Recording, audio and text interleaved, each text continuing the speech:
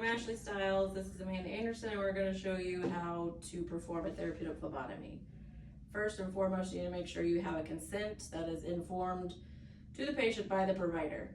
We also, before we start the procedure, we need a timeout and we need pre-vitals, which consist of blood pressure, heart rate, respirations, temperature. You can also get a pulse ox. It is not mandated in our policy or order set, but you can always grab it. We always want to make sure that our lab values meet parameters to also perform the therapeutic phlebotomy. In our order set, it states that hemoglobin needs to be greater than 11 and hematocrit greater than 33 to proceed.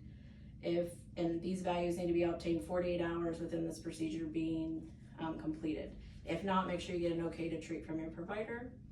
If the provider wants this carried out due to their ferritin levels because of their diagnosis, make sure they state how much the value of the ferritin needs to be before you can perform the procedure. Also, when the doctor's ordering the mils to remove from the patient, make sure they're not stating words like 1 pint. They need to express exactly how many mils they need to obtain. So we have our patient here. We've grabbed our consent. The timeout is completed. I have my pre-vitals done.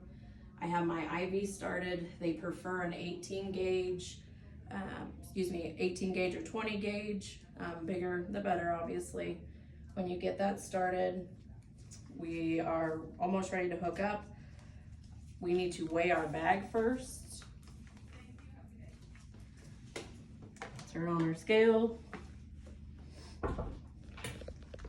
We will weigh it. So this is 38 grams. So I will let you know with experience, these scales will shut off after a certain time period. So I know that this bag weighs 38 grams, so I will add that on to my total at the end.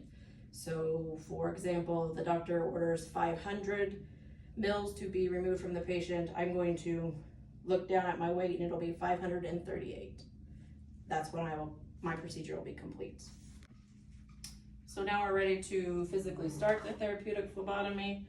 I have my scale, and again, remember my bag was 38 grams, and I'm going to say right now my order is to remove 300 cc's.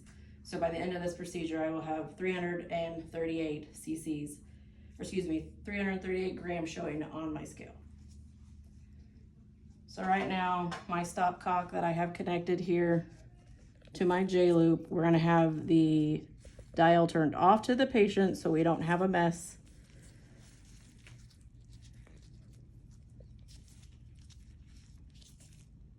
Hook this up.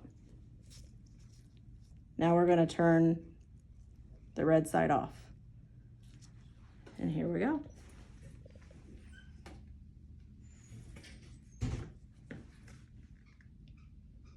Now, if your provider ordered blood to be obtained, you can just simply shut this off towards your patient.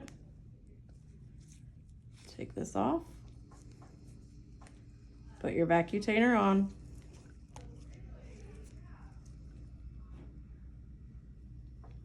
We're gonna turn my bag off now. And we're going to obtain our blood. Now we can shut the vacutainer back off and continue our therapeutic phlebotomy.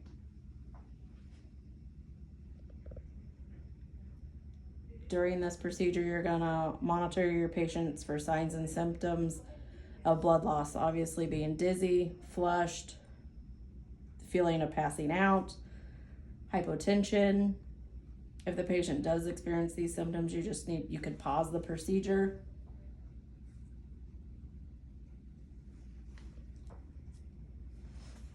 So we're no longer obtaining any more blood right now. Have them recoup. You can always let the provider know if they want to continue with the procedure or not. Call the doc, they want to continue. Signs and symptoms have dissipated. I can continue with my therapeutic phlebotomy.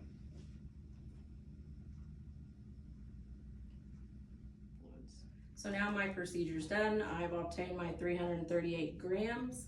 We're going to shut this off to the patient. We can unhook it.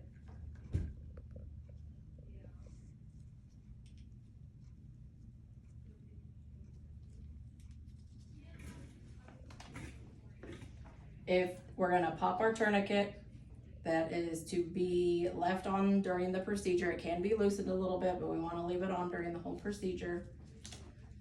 We're gonna obtain our post vitals. If the provider ordered to infuse so many cc's of normal saline after the procedure, this is where we can unhook this. We can flush our line. Make sure it's still patent.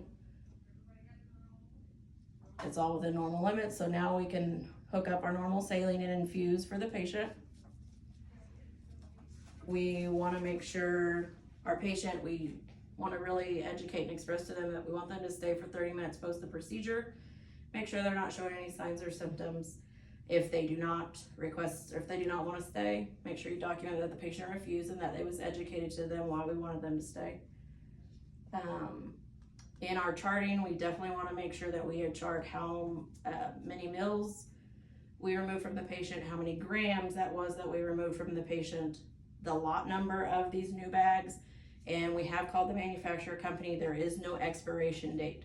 So in our charting, it asks to document the expiration date. Make sure you document that there is none, and we have contacted the manufacturer and confirmed. I just wanted to demonstrate that our scale has shut off during our procedure.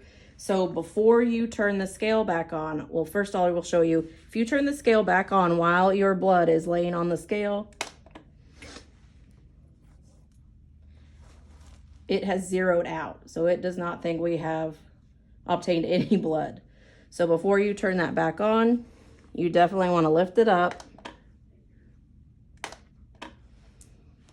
Turn the scale back on, then lay your blood back down so you have an accurate reading.